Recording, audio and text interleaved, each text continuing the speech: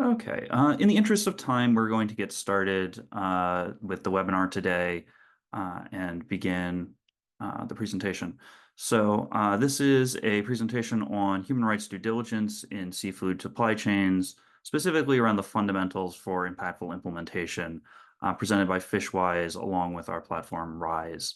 For those of you who aren't aware, FishWise is a nonprofit dedicated to sustaining ocean ecosystems and the people who depend on them by working closely with seafood and industry. We do this by fostering leadership and sustainability and social responsibility. Today's agenda, whoop, sorry. Today's agenda is going to include a brief overview of human rights due diligence, the fundamentals of effective human rights due diligence, which will be the bulk of the webinar, a panel discussion, Q&A from our participants today, and then breakout discussions for all of you to discuss what you've learned from this and any ideas you may have.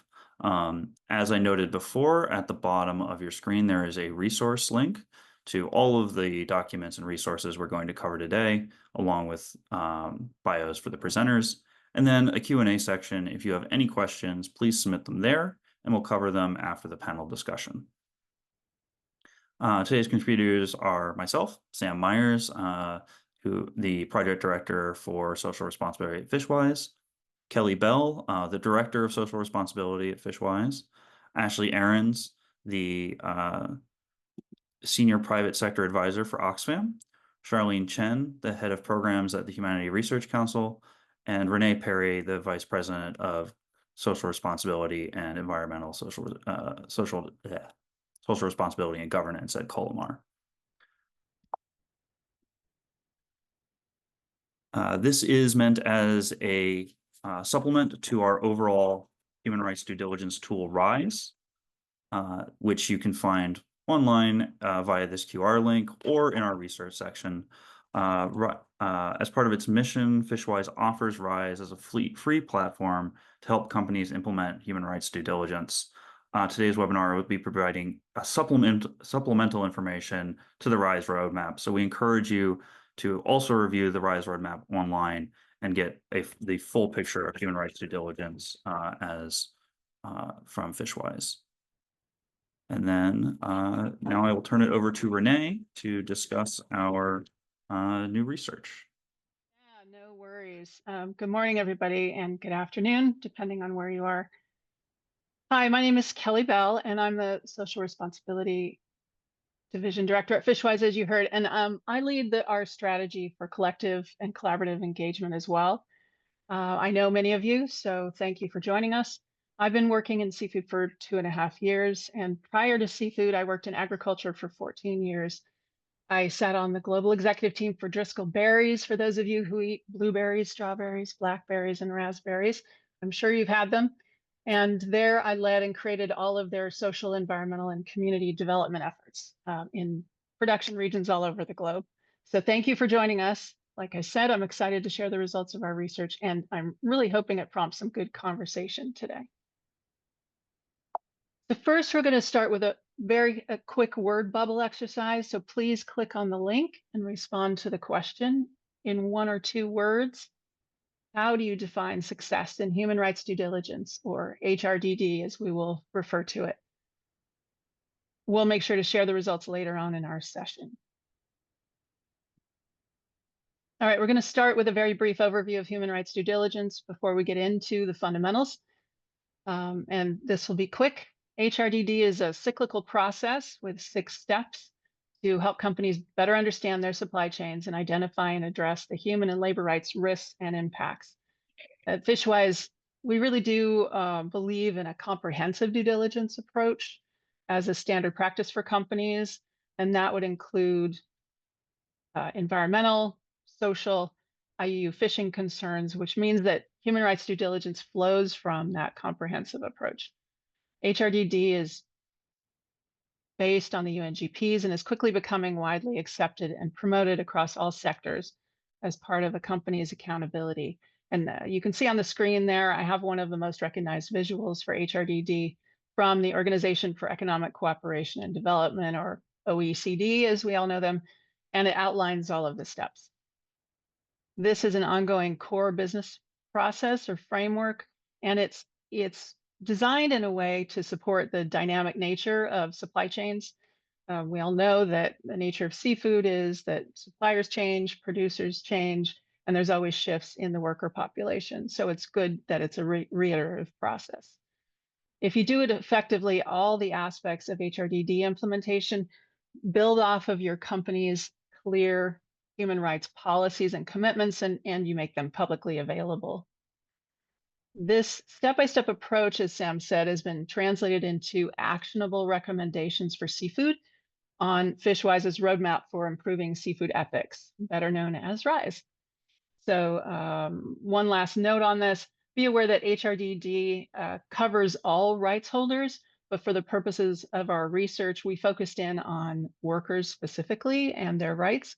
So this is what you'll hear us reference today. All right, let's look at the current state of the seafood situation. You know, depending on the product and where it's being sourced or produced, seafood can really be a tough place to work for many.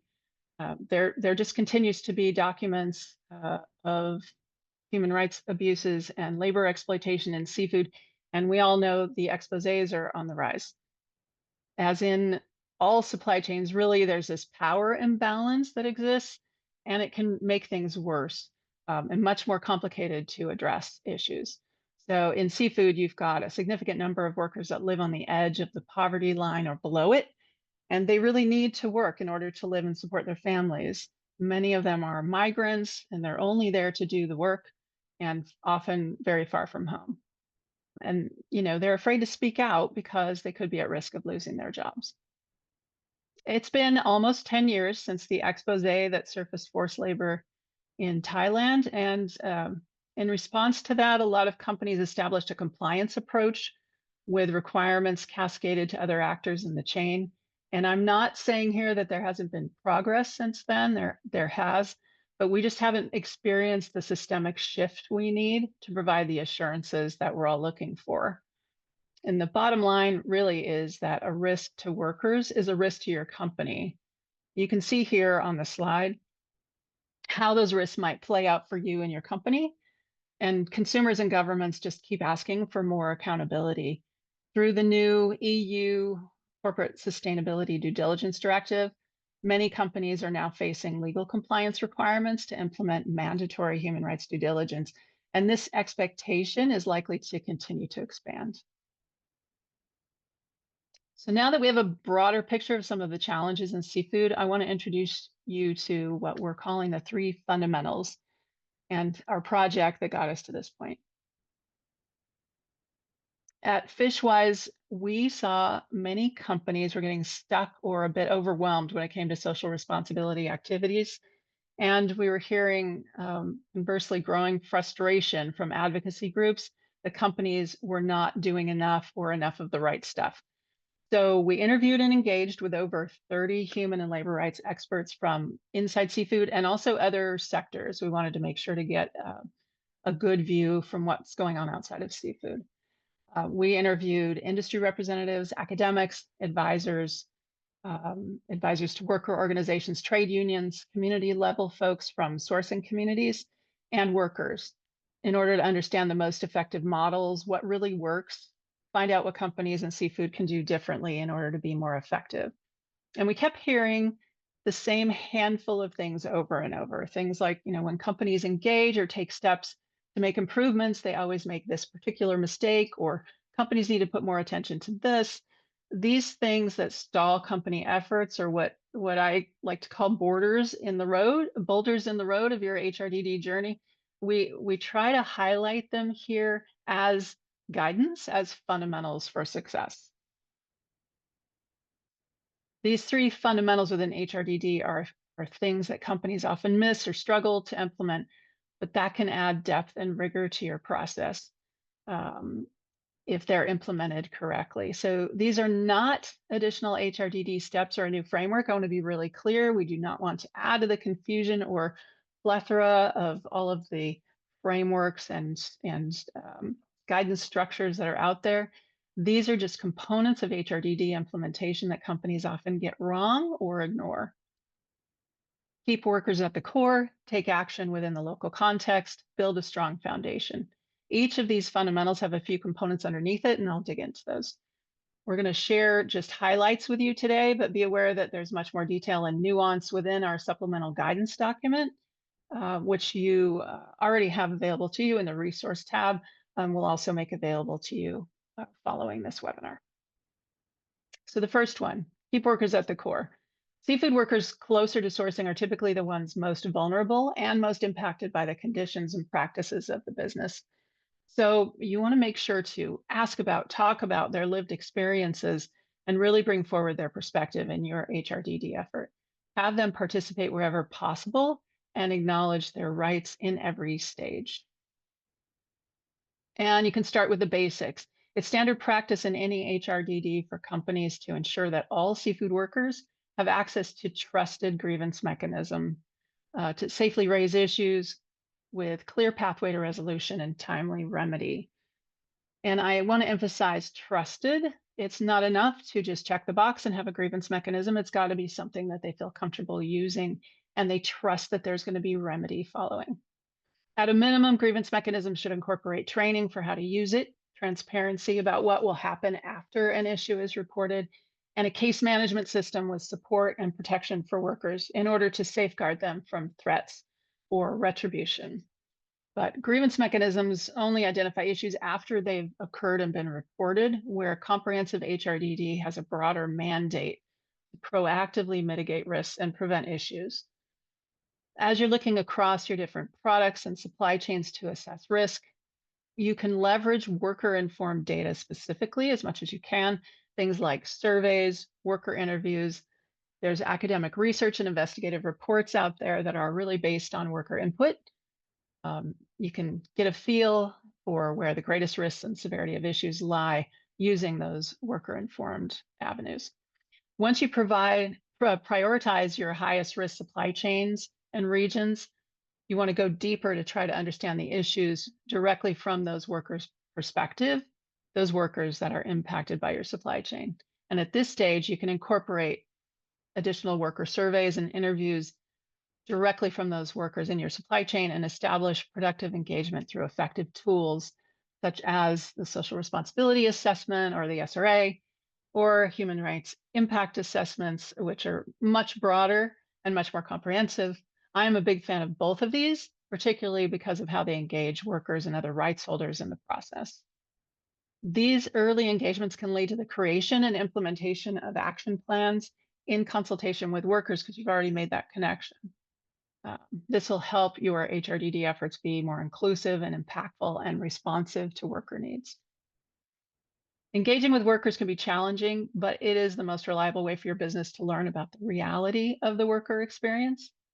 But for workers, this can be very risky. You need to keep this in mind. If they are already in an unsafe situation, asking them to speak up might put them more at risk. And even then, workers might mask issues because they don't want to lose their job. So something to be aware of. You must be really thoughtful about how you engage. You want to always prioritize worker safety. Make sure your presence is necessary also to improve the situation. You don't want to engage just to engage. Make sure you have a purpose when you do so, and be mindful of how you intervene. We heard directly from experts working on the ground that companies can sometimes undermine existing efforts or confuse workers if they don't coordinate with others within their supply chain. So make sure you coordinate with your supply chain partners and work through them as much as possible to connect with the workers. If a union or other locally respected worker organization has a presence, reach out to them. If not, you can connect with other trusted organizations that can support your efforts. Make sure you're not extracting information. This is a really, really important point. We heard straight from workers who told us that companies oftentimes come visit, ask a bunch of questions about their challenges and issues, and then leave. And the workers won't hear from the company again until the following year when it's time to come back and ask the same questions all over again. So again, this came straight from workers. When a company gets stuck in that assessment phase and involves workers in that, it can really cause workers to stop trusting the process. Tell workers what you plan to do with the information you're collecting, and then follow up with your assessment results. Involve them in your plans and verify what actually is working. There's a lot of international human rights experts that have decades of experience in this type of work and can help you engage in this way, and two of them are on our panel today. At FishWise, we believe the best scenario in seafood is a combination of what we call bottom-up, top-down. This is where workers are able to organize for themselves through a democratically elected trade union or other worker organization, and through that process collectively protect their rights, negotiate for good conditions, fair pay, quality housing, etc. And at the same time, we want to make sure that companies are doing their job to more deeply understand the impact of their own supply chains so they can attempt to improve the situation, provide remedy, and further prevent it from happening again. We really need both. And incidentally, when workers are able to lead and have agency, the burden is significantly reduced for companies because the issues and improvements are handled locally by workers, for workers, with their employers. On this slide, you see some things that you can do within your HRDD process to better enable worker-led efforts. There's one example that really stands out for me personally. Oftentimes, workers may not even be aware of their rights or what they should be able to expect from their employer. So if you can require and support training for workers on their rights, it can really make a difference. This can be done through a trusted local organization, and you can even provide funds to make it happen. We've got more information on worker-led efforts in the supplemental guidance. So let's pause here and take a quick poll. How frequently is your organization engaged with unions? Go ahead and answer that question, and we'll move on to the next slide.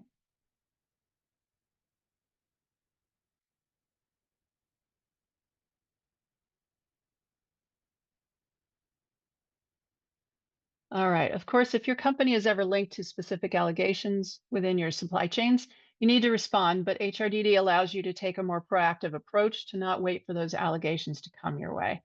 This is where the second fundamental comes in: take action within the local context. Companies often try to apply the same approach across all of their supply chains and geographies. We advocate for prioritization, then deeper, more nuanced engagement where it's needed most. If your company has many products with a complex global supply chain, you cannot address risk in all your sourcing regions at once. So first you have to prioritize.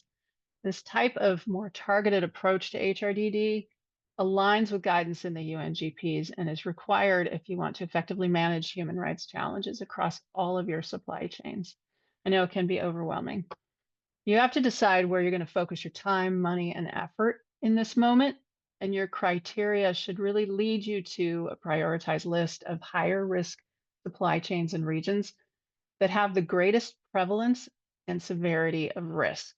So that should be your bar. From there, you can further cross-reference the results with those critical sourcing regions within your supply chain. And by that, I'm talking about those products and sourcing regions that are most important to your bottom line, where you are most likely to have the largest footprint and therefore the greatest leverage for change. Again, it's not about prioritizing your needs, but it's about taking advantage of those regions where you have the greatest leverage for change. Now that you've prioritized, we want you to go deep and learn about the issues and see how you can support change. When a company asks, how should I respond to human rights risks? The real answer is often, it depends. It depends because it depends on the environment in which the issues are occurring, who's impacted, and what the root cause is. You've got to understand the nuance and then ask the right questions. Every sourcing community operates under different regulatory, political, and social dynamic. So seek out information about things like workforce, demographics, presence of unions, or other worker-led organizations, the reality of any cultural norms, and how the local industry functions. And you should foster long-term relationships with organizations that can help you navigate the community. You really need that support. And they can also help you connect with workers. You shouldn't try to do this alone. I'm just going to say again, if there are trade unions or other worker organizations, please reach out to them first. And as you engage with workers and local organizations that support them, I really encourage you to try to show up with humility and curiosity and be ready to listen to what's most important to them and provide support.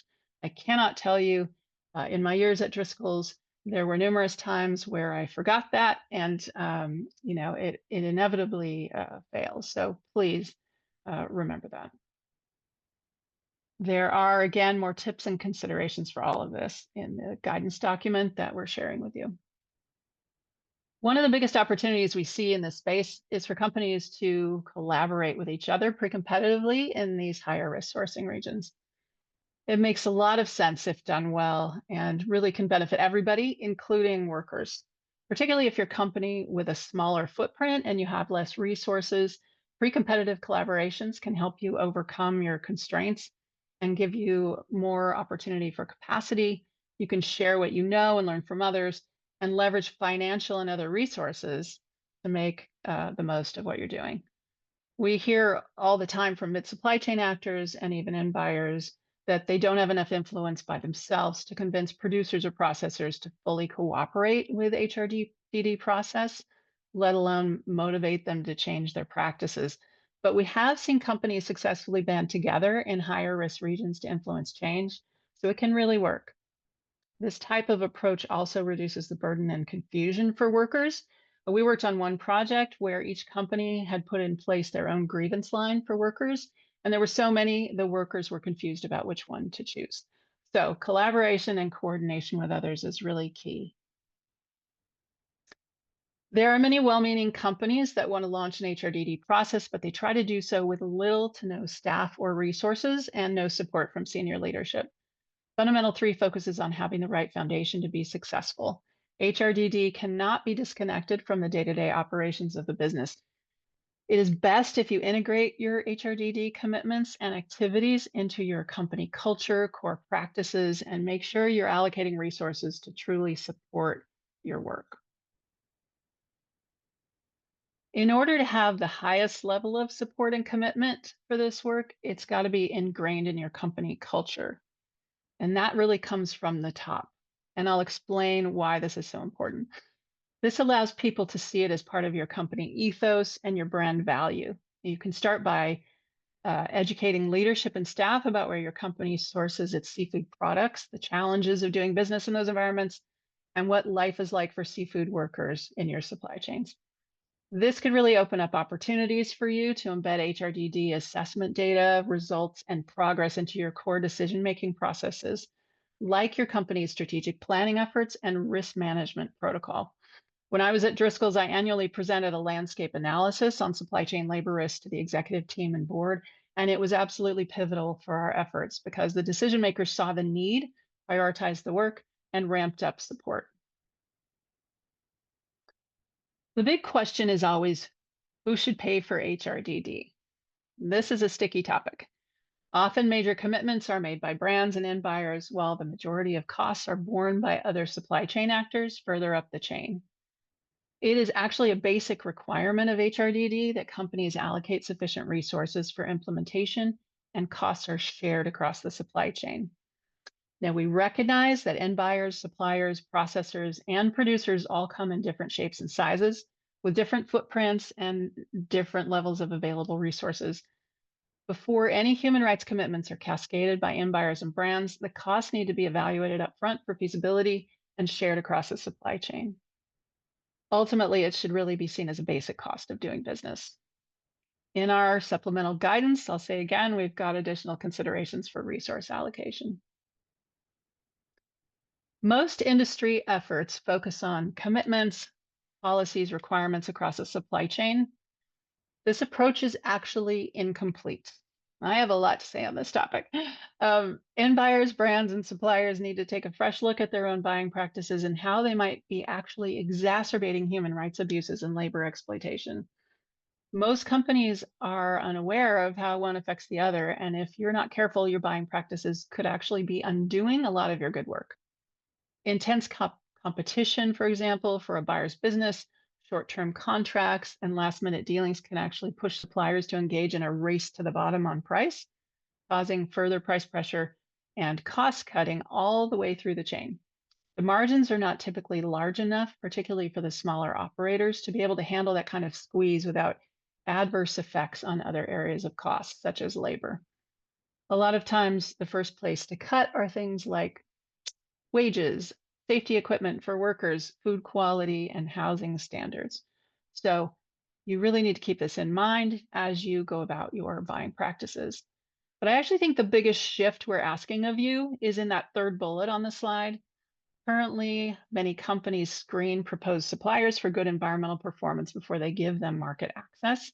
And then once they have a contract in place, they will start asking questions about the supplier's performance on human rights. We would like to flip that on its head and challenge you all to vet your supplier's human rights performance before a contract is signed and reward those good performers with longer term contracts and other benefits. So I know this has been a lot of information to consider, but as a first step, you can just take a fresh look at your company's current approach and ask yourself these questions tied to the fundamentals. Based on your answers, you can decide how to design your HRDD efforts, and then you can allocate the resources in the right way for the best result. Thank you very much. Before we move on to our panelists, I wanted to share the QR code for the supplemental guidance document, which contains more tips, resources, and links to support the 3 fundamentals. And over the next 6 months, we'll be working really hard to update RISE content, as was mentioned earlier. We will notify you as the site continues to develop. And of course, reach out to us at FishWise for further questions or support. And now we're going to move over to our panelists.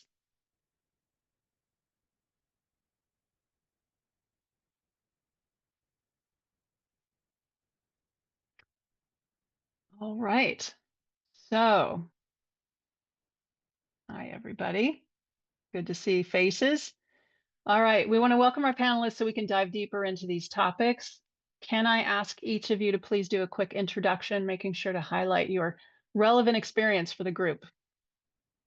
And we'll start with you, Charlene. Sure. Thank you very much, Kelly. And hello, everyone. My name is Charlene Chen. I'm the head of programs at Humanity Research Consultancy. We are a UK-based consultancy and social enterprise working around anti-human trafficking and modern slavery. So my work focuses on enabling a more sustainable seafood supply chain through providing consultancy, training, and also research services on best practices on ethical recruitment and also workers' protection. And it's my pleasure to be here. Thank you very much.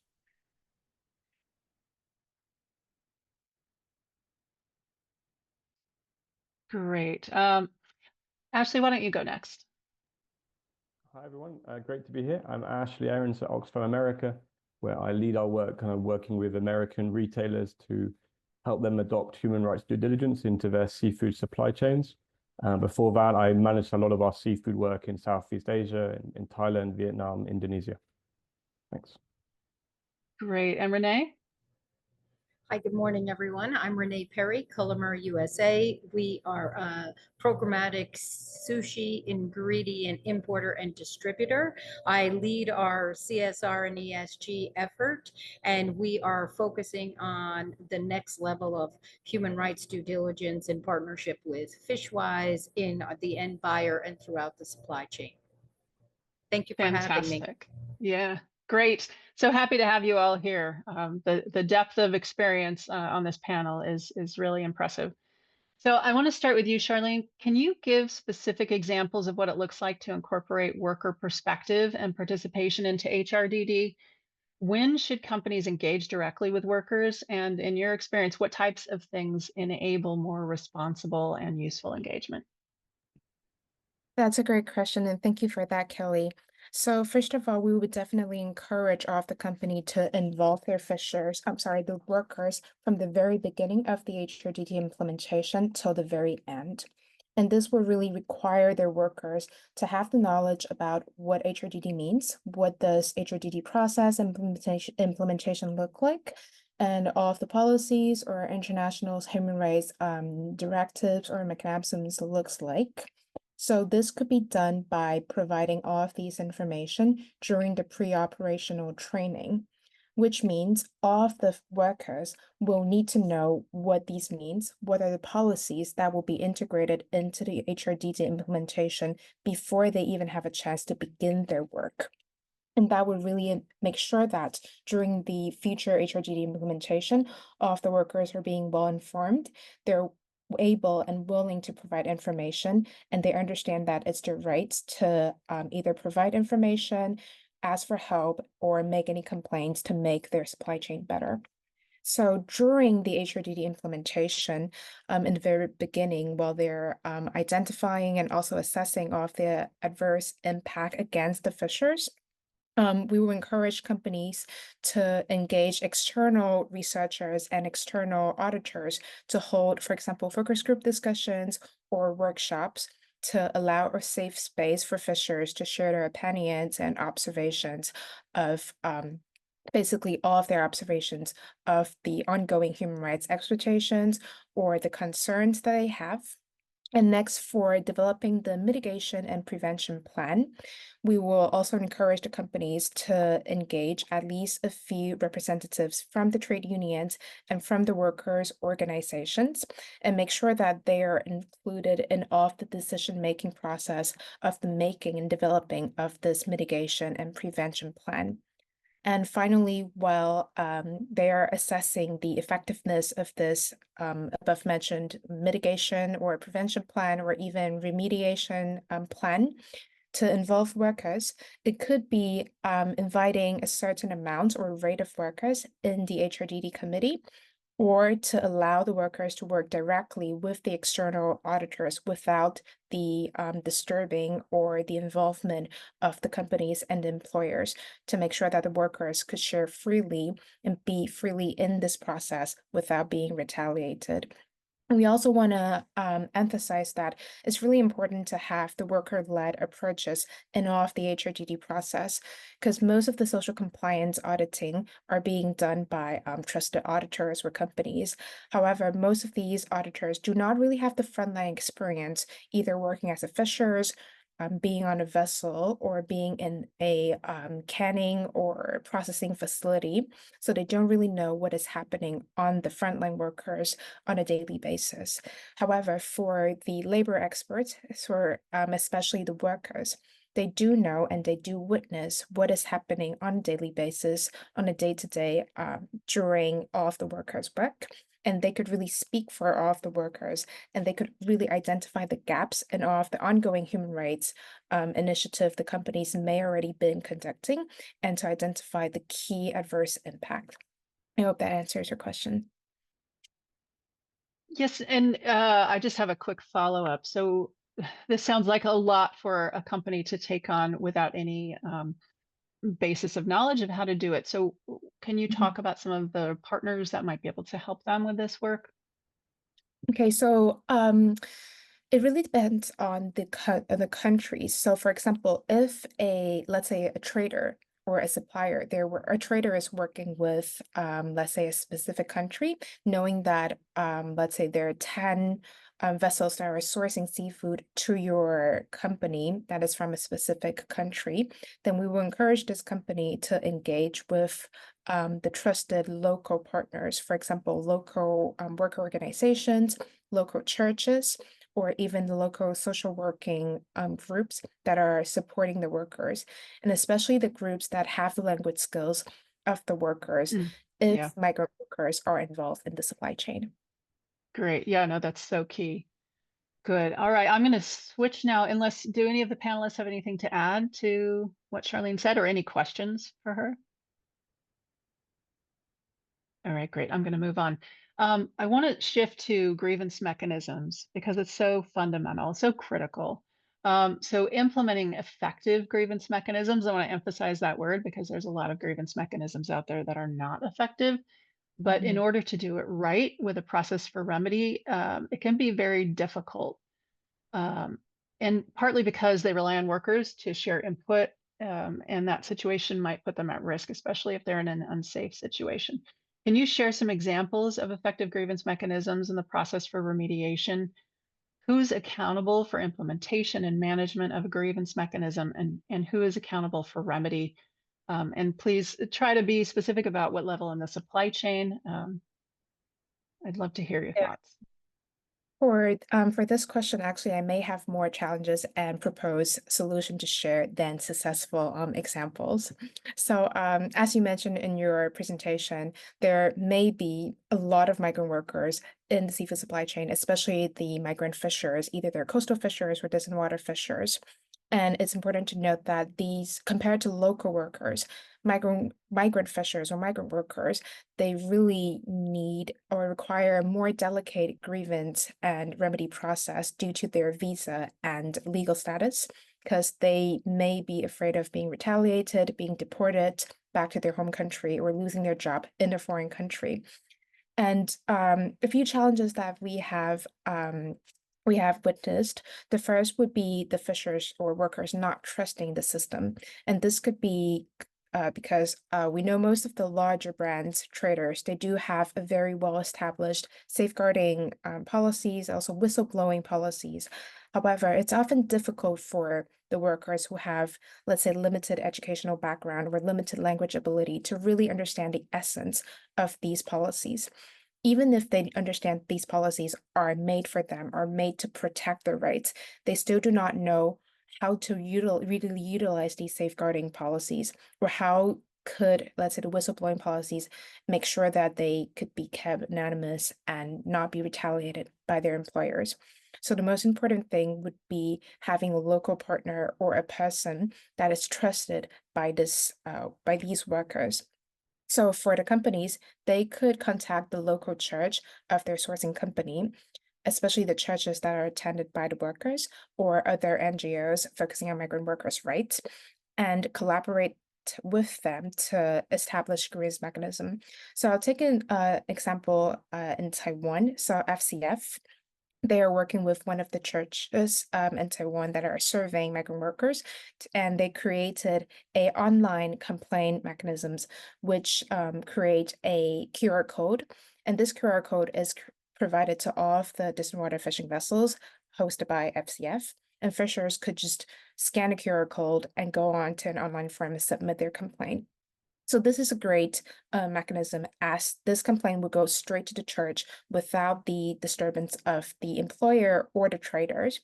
And an external church, external stakeholder would be the one who is in charge of sorting out the remediation and communicating with the employer to make sure that the case is being solved. However, there's also a flaw in this mechanism, which is another point and challenge that I want to make, which is connectivity. So most of the fishers working at sea, they have limited connectivity and being isolated at sea. And with a QR code and an online form system, grievance system, you could see that without internet, this mechanism will never work. And so we would really advocate for Wi-Fi or satellite Wi-Fi, satellite phone, where any sorts of connectivity tools should be provided to all of the workers that are working at sea. And finally, interpretation, because interpreter need to be provided throughout the grievance process. This would probably be a common sense for a lot of people. However, we realize that some fishers, they do not really trust the interpreter, as they believe that even if these interpreters are equipped with their mother tongue or language skills, these interpreters may not really understand the essence of labor or essence of labor rights or the work of the fishers, which means they're not able to fully translate the challenges that are faced by the fishers. So I believe that for a successful grievance mechanism, it needs to be accessible for the fishers. It needs to be hosted by a trusted partner, and finally, make sure that successful interpretation is provided. Yeah, that's such a key point. I actually had an experience like that in agriculture, where we had a translator who was not doing everything with the best of intentions, and were translating things wrong and causing not just confusion, but not passing on the proper voice of the worker to the employer, and it was really creating a lot of was adding to the challenges. So really want to emphasize that. Thank you. Are there any comments from the other panelists or any? No. Okay, that was really helpful. Thank you. Thank you, Kelly. Yeah, I want to move on to Ashley, if I can. All right, so we want to focus in on this next fundamental. Companies often struggle with how to manage HRDD across all their products and supply chains. So in this guidance, we recommended that companies prioritize those supply chains and sourcing regions with greater risk to workers and severity of issues. Can you please speak to how companies should navigate this and, do this work more broadly versus the need to really dig in a very focused way? So this kind of um, the difference between trying to apply an approach across all supply chains versus go deep and actually work where it's needed, and talk about a little about what that looks like, and what you've seen as really successful. Please share any example you have about a company approach that you felt really worked. So I'd love to hear your thoughts.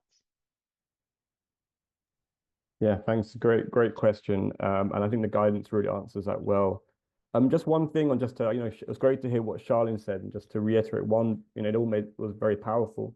Just really the point you said as well, the importance of Wi-Fi on vessels. Like, there's no silver bullet to any of this, but I think Wi-Fi on vessels is so key to support freedom of association, grievance mechanisms. And I would really urge, suggest to the people here is something that you can, it's not the most, perhaps it's a simpler thing to check in your supply chain to see if there is Wi-Fi or if it's moving in that direction.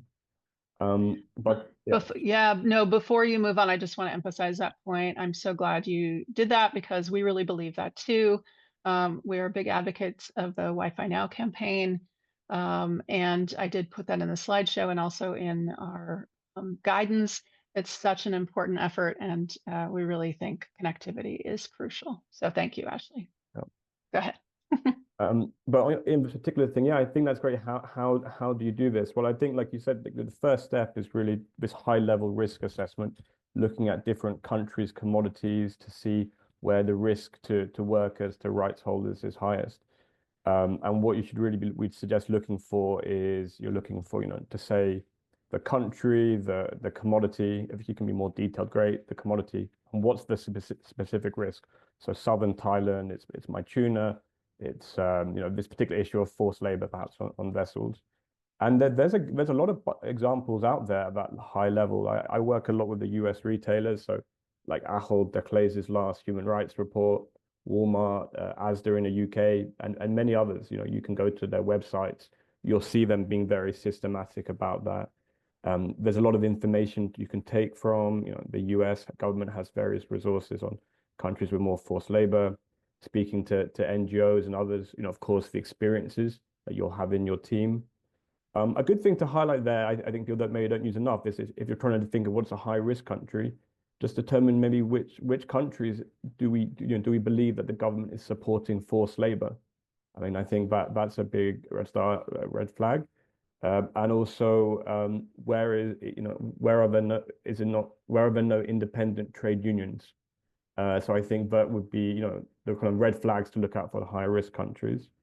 And then, once you worked out where your higher risk commodity, your country, essentially it's to go further in. I'll put some links into the chat, but Oxfam has seen a lot of companies doing human rights impact assessments. We have a framework around that, but others are working here a lot. But it's really going much deeper on a particular commodity country, engaging with rights holders very deep, coming up with an action plan, looking at how you as a business might actually be contributing, or not, like what's your role, and then very important, publishing that. So that's a much deeper process. Again, I think people here have been involved in them. Kroger, great one in shrimp in India, Aldi on tuna, I can't remember the geographies, Tesco's and Sainsbury's looking at prawns in Vietnam. I'm aware, those are retailers because I work with retailers, but I know seafood brands. I think I'm aware of some seafood brands working on them, or business coming together.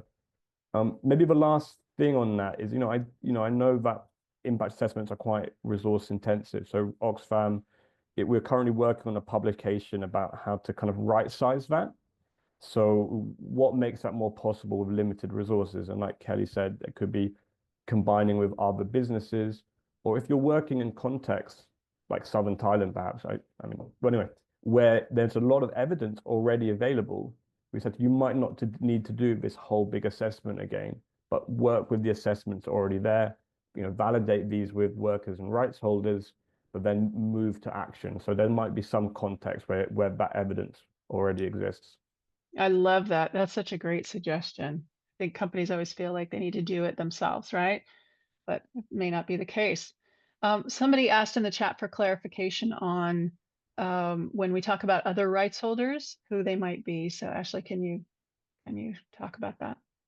Yeah, sorry, I use the word rights holders because it's in a lot of that UNGP language, Yeah. it's very clunky. I think it's anyone who might be harmed from a business operations, about human rights might be harmed. I think if we're talking wild capture fishing, we're largely talking workers, but if you're talking aquaculture, it might be communities, might be affected by pollution, maybe families of workers. Yeah. Yeah, great. Excellent. Thanks. All right. So to shift gears a little bit, a key proposal in this guidance is that businesses should directly engage with unions, worker organizations, or other local organizations within sourcing communities. Can you share some examples and best practices for actually finding and engaging with these folks? I think, we talk about, make sure to engage locally, but if you're not from that area, you don't have, you may have contacts through your supply chain, and those are great to leverage, but how should companies think about finding these organizations? Sure.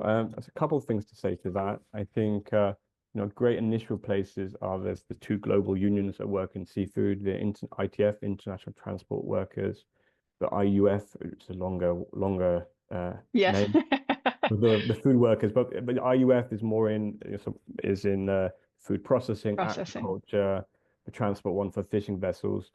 I'm aware from my experience, Tesco it works a lot with IUF. In the UK, where I'm from, a number of organizations are working with the ITF.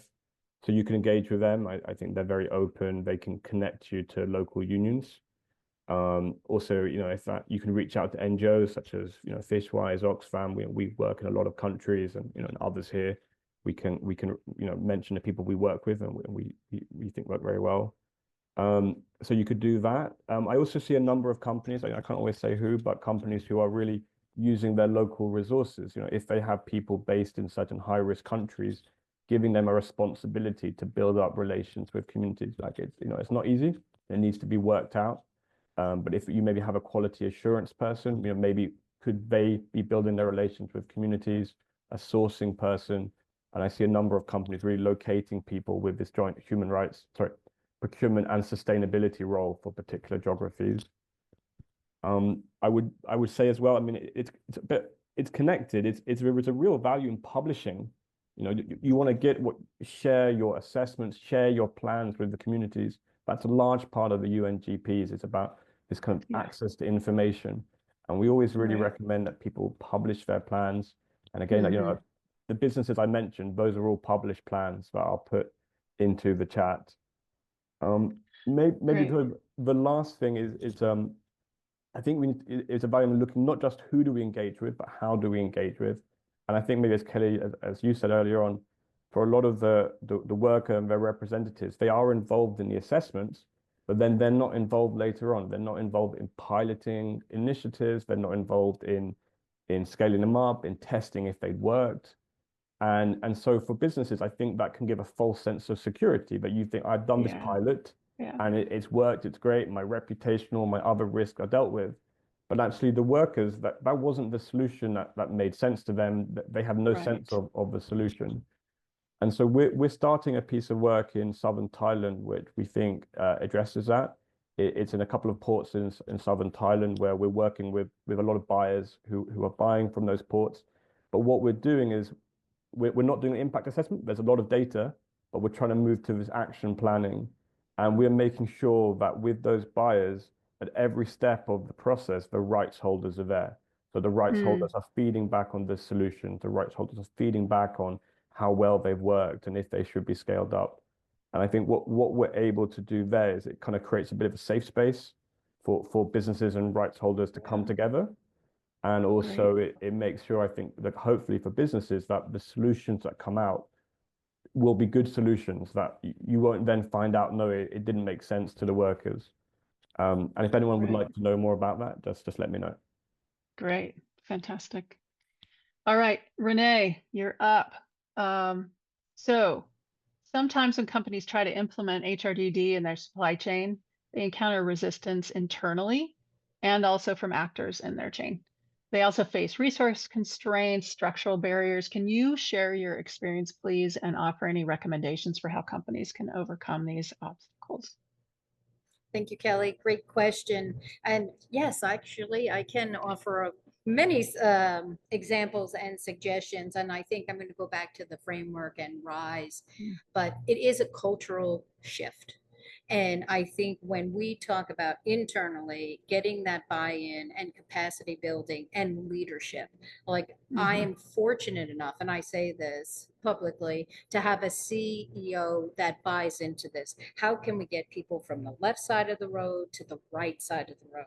And he says, okay, listening to different ideas. And as we're putting this framework into place, we're actually collaborating not only internally with our cross-functional teams, may it be QA and food safety and operations, who actually have to operationalize the policies that we're developing and the frameworks, but what are we doing with our supply chain and the buyers? So it's this capacity building and cultural shift that we have in the company, and then being able to resource it. And that's the other thing. We look at CSR and HRDD not as a cost of doing business, but as a cost of sales. If we affect the product all the way back into the supply chain. So it's a totally different shift. Oh, they're just costing us money. We're part of the revenue development team. And that's where we come in and we say, hang on a second, right? So we have to use our commercial levers. And I think that's really the big call out. That's what we have. So in our quiver, I know, take the arrow out, and you say, okay, this is our commercial lever, and then what are we going to do here? So that's kind of some examples. That's great. I love that. That's that has to be a game changer for you. Good. 100%. All right. Yeah. So just to expand on that, so companies a lot of times face difficulty aligning procurement and supply chain needs. Can you dig into that more and discuss some of your approaches that have been successful? Okay, so this was one thing that it took a lot of time, but now either myself or one of my team members actually sit on the procurement team. We have decided that no product can be purchased unless we give the go-ahead and approval. So we've done the food safety, we've done the risk assessment, and we're taking our higher risk supply chains. We've mapped out the supply chains. I do like, setting the landscape, and then we're saying, well, how do we work with them and really having these long-term partnerships? It's not commoditized buying. It's, look, we're here for the long term. How can we support you and how can we move forward? So that was a game changer for us as a company. And there was a lot of resistance, I will tell you. But now I would say the procurement side that I do in my role, I'm part of that team. No, now we're conversating, and I've had this level of capacity on our commercial team that never existed before in that realization. So wow, that's great, and I'm sure it's made it quite rewarding also for the procurement team to be a part of those conversations too, right? Correct. Because now they believe in it, like it's impactful. Right. And again, it's that level of capacity building, and also their engagement with the particular suppliers. Like, look, we're taking all of this, this is very important. And we're also here to help you, right? We need to benchmark. Where are we right now? And then we all want to get to the North Star, but it is one step at a time, and really putting that level of time and resource behind it. So I'm going to throw you all a little curveball here and throw out a question. And Renee, I'll start with you. We do have just a couple more minutes, so we'll make it brief. But you all have mentioned in different ways, or through your how you operate out in the sector. You want companies to speak openly about what they're doing, what their challenges are, and how they're rectifying them, make their commitments public, make their plans public. What would you say to companies who are afraid to put their neck out because it'll put a target on their head. This is the environment out there can be quite difficult. So I just love to hear your responses because I cannot tell you how important it is that companies start talking about the challenges, how it's hard, what they're doing to address the issues. It's so critically important. Okay, well, thank you. Excellent question. And I will have to tell you that it is about sitting pre-competitively. It's about one voice and the advocacy. And someone has to come out in front. And we're saying, okay, look, we don't have all the answers. We know a lot of issues exist, and we're, sharing with our colleagues in through the Seafood Consortium, may it be, or the GTA, and Yeah. really looking at those things and not being afraid to voice and say, look, what are you doing? And Right. coming up with the best solution. So I think from my perspective, it is that pre-competitive table, and even with the retailers, buyers, like whoever you can speak to, we have this collective knowledge and we cannot go it alone. And Yeah. and and it's a rising tide. I get it, but you have to Yeah. have the early adopters that could get beat up, and then we can move forward and people will follow. Great. Thanks. Ashley? Thanks. So yeah, I was trying to type that into the chat as well. So I completely agree with that. Like from the rights holder worker perspective, I think the importance of publishing is that so workers can see what your plans are. Yes. So they can see what your assessments are. They can see what you're planning, and that empowering, informing workers is really what's at the heart, well, one of the hearts of the UN guiding principles on business and human rights is empowering workers, let them know about their rights, let them know what you're planning. And I think, if you can go to your workers, to all of these workers and share the plan, that's great. But I think it's often just, that is great and that's good practice, but it's a lot easier in many cases publishing it, and the groups that work with them can share it. I think it's also beyond that. There's also just a value of, if you read the UNGP, it talks about the need to know and show. And we think that there's a value in sharing your assessments with other stakeholders so they can give you inputs, they can help you improve them. Great. Charlene, did you have anything to add? Yeah, I agree with everything that Ashley and Renee said, but I'll just add a quick element. So I would like to emphasize the element of transparency, because having these data published, it will really help the suppliers, traders to really know their work, know their suppliers, know their customers, and know what's going on in their entire supply chain.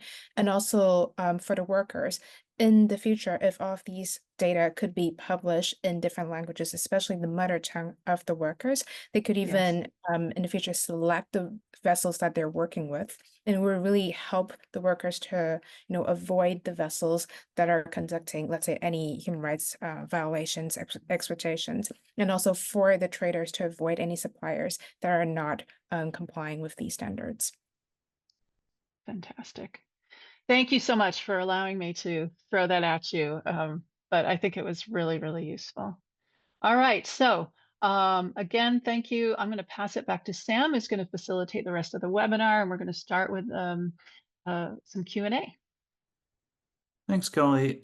So during the panel section, we received a few questions from the audience. We'll read the question out, and then I'll note the panelist whose discussion that was part of, and they can answer. So our first question was, when partnering with churches, how do you balance the human rights that they may be antagonistic towards, LGBTQ rights, abortion rights, etc., with their reach to workers? I believe that was for Charlene. Thanks for that question, and this is actually a difficult one. So while we're selecting the entities to partner with, either, for example, us selecting churches or NGOs to partner with in a campaign, or while we are recommending any churches or NGOs to the companies to work with, we really prioritize the element of labor rights and the preference of the workers, which means we don't really select any NGOs or churches out of our preference to people, but it's more like we talk to the workers, we understand what are the NGOs and churches that they trust, and then we recommend these stakeholders either to NGOs for campaigning or to the companies that would like to work with these relevant partners. So as long as the workers are feeling respectful, comfortable with these partner, even if some of their, let's say, behaviors or attitude may be a little hostile towards other topics that are not really related to labor rights and are not affecting the rights of the workers, we may ignore these elements, and just to make sure that the workers are able to work with the churches or the NGOs that they really trust, instead of us selecting, let's say, a church that is more politically correct in a certain topic, but is not really trusted by the worker. Thank you. Then we also have a question regarding why do end buyers need to publish their HRIAs? And this was for Ashley. Sure, I don't know if we covered that one earlier on, but I'd stress it's the importance of really informing the workers about the business plans and assessments they've seen, really making sure we're empowering workers. While also it's important to share these so other stakeholders can review them and kind of give them feedback to the company. Thank you. And then we had another one. I think this might be for the general panel, including you as well, Kelly. What are some examples of spaces and groups that already exist where companies can work pre-competitively that's not just including the Seafood Task Force, so like other organizations?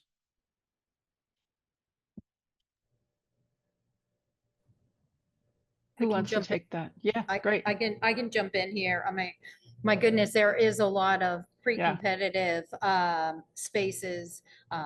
In the NFI, I'll call out the Sushi Council because, of course, that's our focus, but big focus in seafood. And we actually sit pre-competitively with everything, everyone in the supply chain there. The Global Tuna Alliance, CAS, Conservation Alliance for Seafood Solutions. I'm just trying to think, the TNC. So there is so many, the Seafood Consortium, of course. It's really working with the people that you know, and it might just be, oh, well, I know this one woman in a different, she's in the same capacity in a different company. Hey, can we share some ideas? Oh, what about even our buyers? And I say our buyers or the retailers, hey, can we, get together and share ideas? What are you thinking here from these policy developments, and how can we operationalize them? So sometimes it's not so much official as it is really your full network. And you can, there are those forums that exist already. Yes. Many of them have memberships. In addition, you can just start your own. If there's an area in the world that you're most concerned about, everybody knows everybody's business in seafood, right? So who your competitors are in those areas. You can easily reach out and start talking, as Renee suggested. And we do have a longer list of examples of pre-competitive forums in our guidance document, and we'll make sure to expand that list on RISE as we do our updates. But there are organizations like Sea Alliance, CPACs, and others that you can reach out to. So yes, Seafood Task Force is not the only one. There are many, many others. Okay, if that's no one else wants to contribute on that, then we do have one that's kind of a clarification question, but I think could be useful. This guidance isn't focused on industry. However, we do have a question about, is this specific to retailers, processors, vendors, or is this wider industry focused guidance? Oh, I think it's there's probably elements in there that's relevant to everybody. We did gear it more toward those closer to the market, but honestly, HRDD has the same principles and approach across the whole supply chain. So I think there's a lot in there for everybody.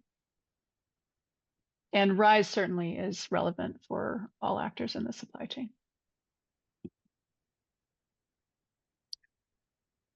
And then we have one other question. regarding engaging with local organizations where they haven't gotten a particularly positive response. And if you all have any guidance on beginning to approach organizations where you don't have established work already.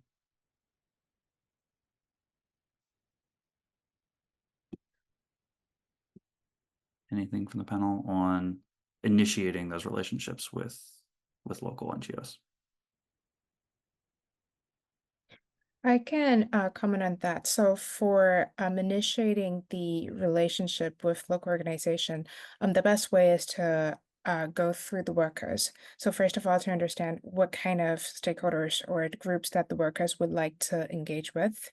And next, the company, it could either be, for example, the human resource department, or perhaps there's a sustainability consultant who can come up with either a proposal of a partnership. It could be, for example, a grievance mechanism proposal. It could also be a general partnership proposal to ask this organization to support this company with either their remediation process or communication process, or even if they're just looking for support and interpretation.